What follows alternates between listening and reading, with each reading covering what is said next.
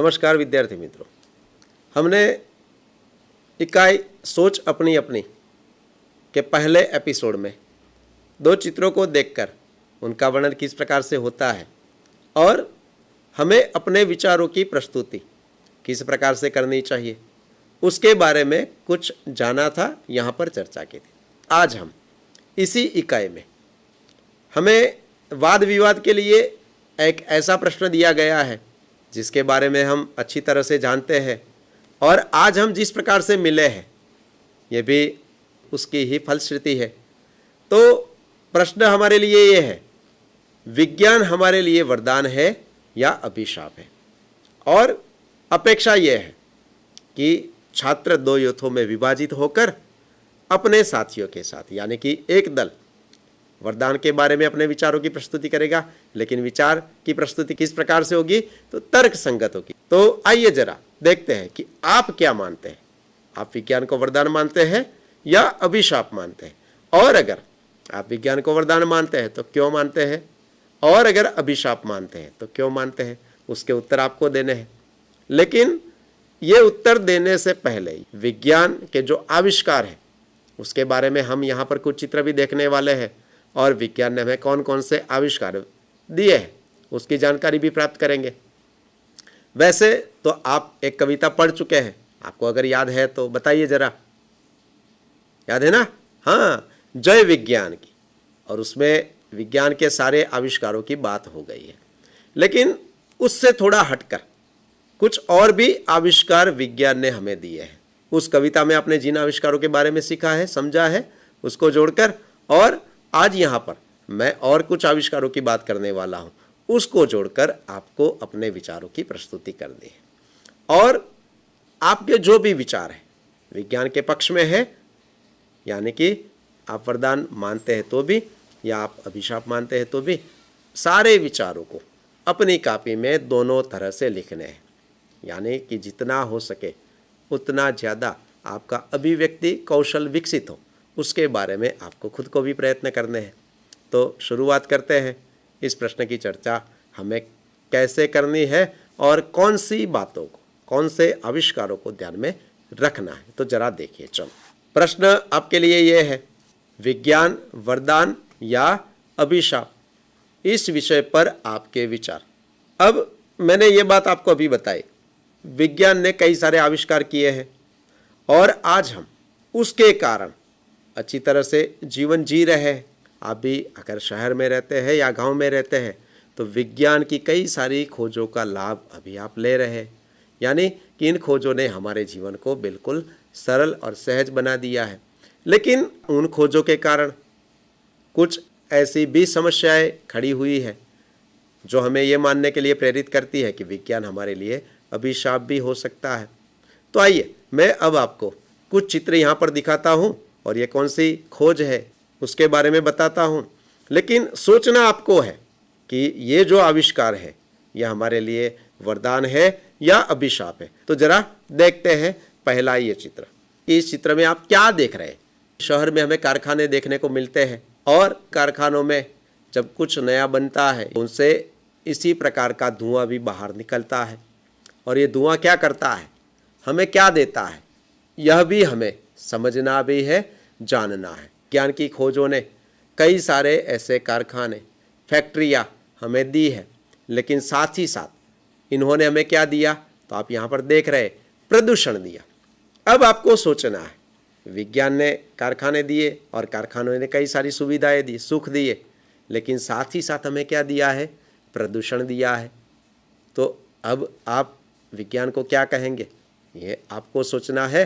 दूसरा चित्र देखते हैं। इस चित्र से तो आप भली भांति परिचित है, कभी कभार आपको भी इनके पास जाना पड़ा होगा। तो यह है डॉक्टरी सुविधा और ये विज्ञान की ही देन है। और आज तो आपके गांव में, शहर में, हर जगह हमें डॉक्टर की सुविधा मिल रही है, क्योंकि हम जब भी बीमार होते हैं तो डॉक्टर के पास जाते हैं। लेकिन साथ ही साथ डॉक्टरी सुविधा से भी पर्यावरण के साथ कुछ और बातें हुई है, ये आपको सोचना है। और आज तो कई सारे शरीर के ऐसे अवयव हैं जिनको भी डॉक्टरी सुविधा के जरिए हम बदल सकते हैं और उसको अच्छी तरह से उपयोग में ले सकते हैं। तो ये आपको सोचना है। आप देख रहे हैं और आपको इसको देखकर तो बहुत अच्छा लगता होगा कि मैं भी कभी कभार इसमें बैठूंगा, है ना। तो ये यातायात के साधन है। मैंने यहाँ पर एक ही चित्र रखा, लेकिन यातायात के तो कई सारे साधन हैं, जैसे कि स्कूटर है, मोटरसाइकिल है, साइकिल है, बस है, कार है, रेलवे है ना, और ये विमान है। तो इतना भारी, इतना बड़ा विमान किस प्रकार से आकाश में जाता होगा, ये सोचते हैं तो पता चलता है कि भाई ये तो कैसे होता होगा। लेकिन ये किसने कर दिखाया है?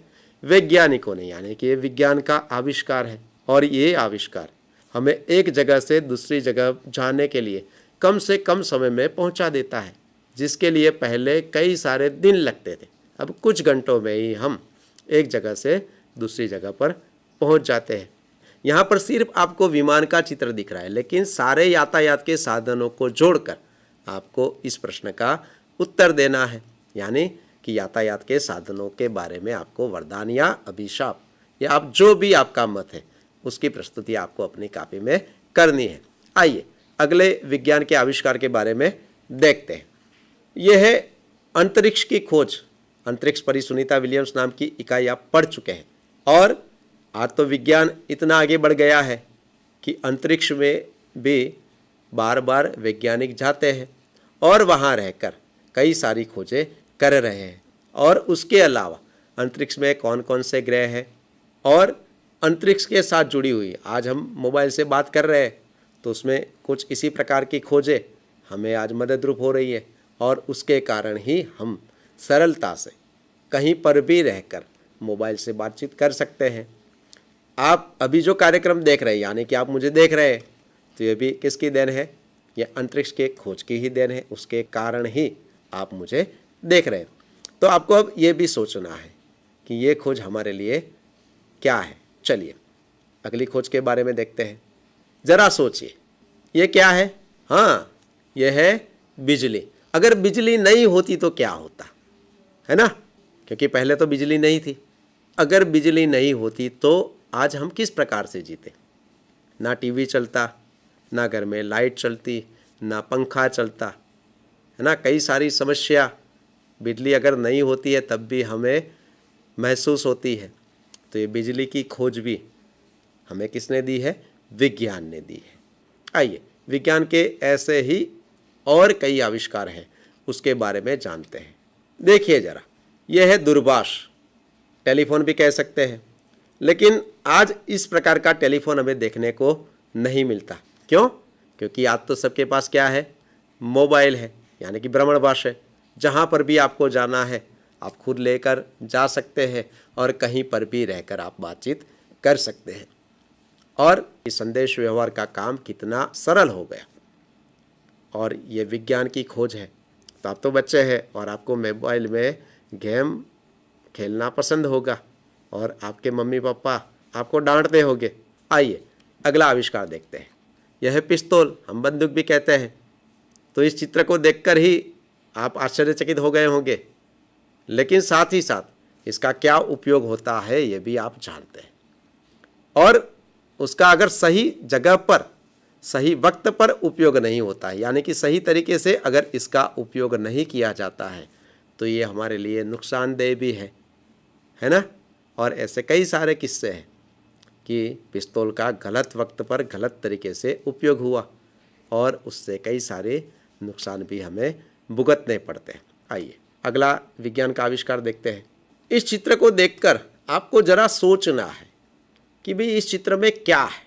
हम पृथ्वी के बारे में पढ़ चुके हैं। उसके दो ध्रुव हैं, उत्तर ध्रुव और दक्षिण ध्रुव, और वहाँ बड़ी बड़ी हिमशिलाएँ हैं। लेकिन अब ये प्रश्न हम सबको सता रहा कि भाई गर्मी और प्रदूषण फैलने के कारण क्या होने की शुरुआत हो गई है? ग्लोबल वार्मिंग, यानी कि ये जो बर्फ़ की बड़ी बड़ी शिलाएँ हैं उनका पिघलना शुरू हो गया है। और ये पिघल कर पानी बनकर कहाँ आएगा? ये सारा पानी समुद्रों में आएगा और समुद्र का तल ऊंचा उठता जाएगा। तो ये भी हमारे लिए चिंताजनक स्थिति है। और ये स्थिति क्यों पैदा हुई? तो ये भी आपको सोचना है कि भाई विज्ञान की कई सारी खोजें ऐसी हैं जिनके कारण प्रदूषण भी पैदा हुआ और इसलिए आज ये ग्लोबल वार्मिंग की समस्या का सामना हमें करना पड़ रहा है। अगला आविष्कार देखते हैं, ये क्या है? तो आपको लगेगा कि ये युद्ध का कुछ सामान है। ये परमाणु है या परमाणु से बना हुआ कुछ यंत्र है और परमाणु शब्द आपने विज्ञान में पढ़ा है। लेकिन आज परमाणु युक्त साधन यानी कि युद्ध के कई सारे ऐसे साधन हैं जो परमाणु से लैस हैं और ये विनाशकारी है। और आज की परिस्थिति में आप भी ये समाचार में भी सुन रहे होंगे, अगर अखबार पढ़ते हैं तो उसमें भी आप जानते होंगे कि चारों ओर यही स्थिति है कि कब युद्ध हो जाए और सबको संदेह यह है परमाणु युद्ध नहीं होना चाहिए क्योंकि ये तो विनाश का कारक है। तो अब आपको सोचना है। आइए अगला आविष्कार देखते हैं। ये आविष्कार से तो आप सब भली भांति परिचित हैं, है ना, क्योंकि आप स्कूल में भी इसका उपयोग करते होंगे। तो ये है कंप्यूटर। और आज कंप्यूटर ने तो कई सारे काम बिल्कुल सरल कर दिए हैं क्योंकि एक ही क्लिक में हमें जो भी जानकारी प्राप्त करनी है वह आप प्राप्त कर सकते हैं इंटरनेट के जरिए, कंप्यूटर के जरिए। और हमारी कई सारी बातें इसमें संग्रहित भी हो सकती है।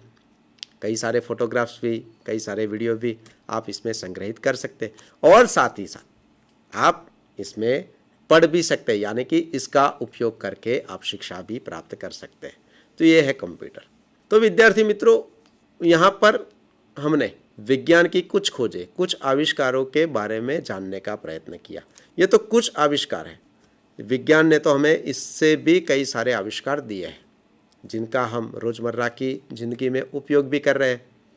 अब आपको इन सारे आविष्कारों के माध्यम से ये सोचना है कि विज्ञान को हम क्या कहें, अभिशाप कहें या वरदान कहें।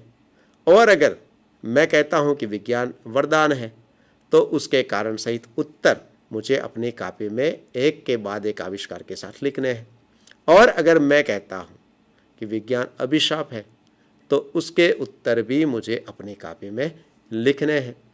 तो मैं मानता हूँ कि इस विषय में आप अब खुलकर अपने साथियों के साथ चर्चा भी करेंगे और आपके जो विचार हैं ये सारे विचार अपनी कॉपी में ज़रूर लिखेंगे और अपने माता पिता को दिखाएंगे। आपको अब ऐसे ही कुछ और विषय के बारे में भी कहा जाए, जैसे कि एक और विषय है वृक्ष हमारे लिए क्या है, वरदान है या अभिशाप है। ऐसे कई सारे विषयों पर भी आप खुद अपने विचार प्रस्तुत कर सकते हैं। तो आज आपको यहाँ पर भी मज़ा आया होगा और अब आप खुद अपने विचारों की प्रस्तुति करना सीखेंगे और उसके बाद अपनी कॉपी में ज़रूर लिखेंगे। धन्यवाद।